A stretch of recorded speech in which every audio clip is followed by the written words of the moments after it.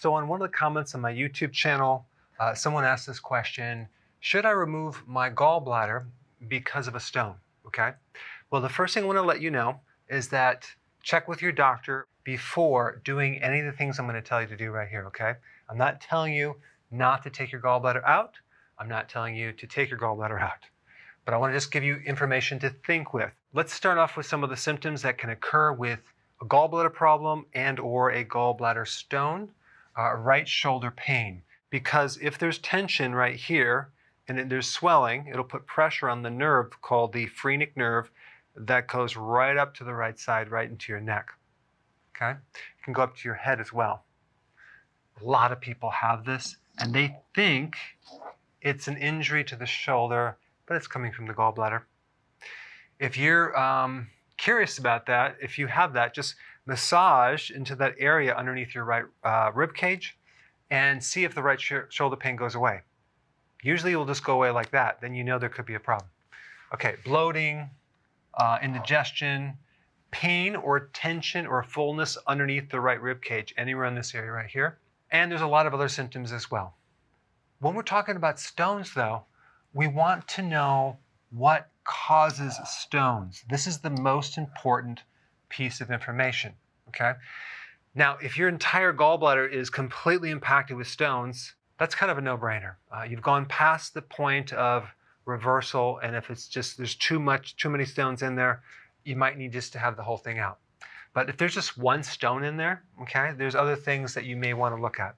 But we need to know what causes the stones, and we need to know what change in diet must occur to dissolve that stone. If someone tells you that you really don't need your gallbladder, it's an extra organ, it's not necessary, they're lying to you. There's a condition called Postcholecystectomy syndrome. Basically what this means is there are symptoms that occur after you have your gallbladder removed, okay? Symptoms that occur 40% of the time. That's actually pretty common, okay? You could have even lifelong symptoms: gas, bloating, nauseousness, anal leakage, constipation, diarrhea. Bile salts, which are concentrated in the gallbladder, actually help move things to your colon. So if you're deficient in bile, you're going to have more constipation. If you have too much bile, you're going to have diarrhea. So what happens is maybe they took out the valve and it's just draining too much, and then you're getting too much bile.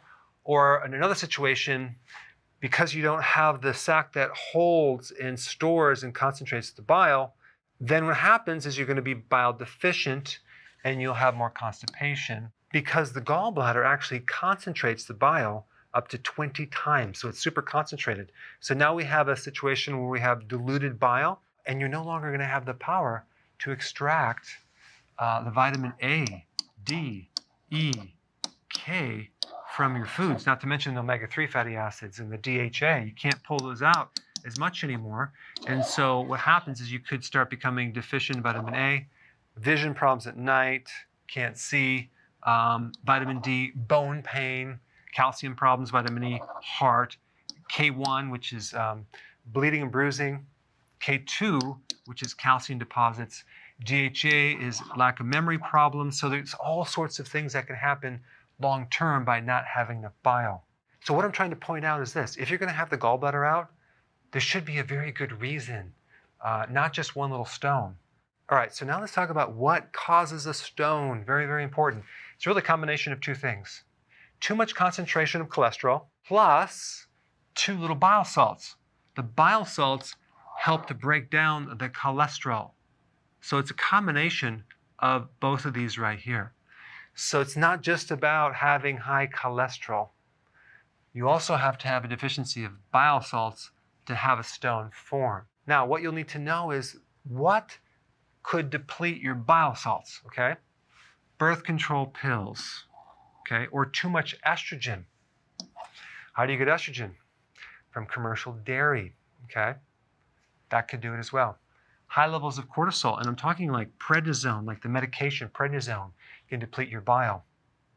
High levels of insulin, as in insulin resistance and prediabetes, and so many people. I would say probably minimally 65% of the population has high insulin, and they don't even know it because they've never tested it. But it could be up to like 75% of the population has high insulin.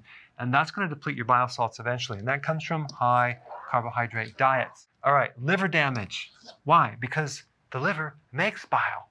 And if you have cirrhosis or a fatty liver or inflammation in the liver as hepatitis, then you're not going to be able to make the bile that you need.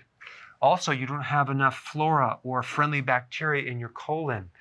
The bacteria actually help you recycle the bile. So if there's not enough bacteria, you can't recycle it, so you'll be bile deficient. Constipation, okay? Well, if you're constipated, things are going to back up and you're not going to get the recycling effect. And this also is a symptom of lack of bile as well. PPIs, it's an antacid. As you become more diabetic, the risk of getting stones goes higher and higher and higher because of this insulin situation.